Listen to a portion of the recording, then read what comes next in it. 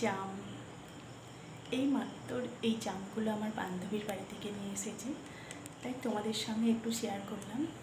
জামগুলো কত সুন্দর জাম জাম মানে তাজা গাছ থেকে পাড়া জাম খেতে এত মজা লাগে, সেটা যে খায় সেই বোঝে। কিন্তু কিনে তো সবাই খেতে পারে, কিন্তু এই যে মানে গাছ থেকে পেড়ে জাম খাওয়ার মজাই আলাদা। আজকে খুব মজা করলাম বান্ধবীর বাড়িতে গিয়ে, আর তোমাদের সঙ্গে একটু শেয়ার করলাম। গুড নাইট, ভালো থেকো, রাখছি, টাটা।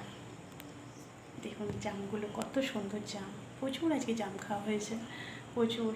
আম, জাম, কাঁঠাল এইগুলো যেন মানুষ দিতেই থাকছে, মানে দেওয়ার আর শেষ নেই। আম তো মানে কি বলবো, আম প্রচুর দিচ্ছে, সব পাশাপাশি সব।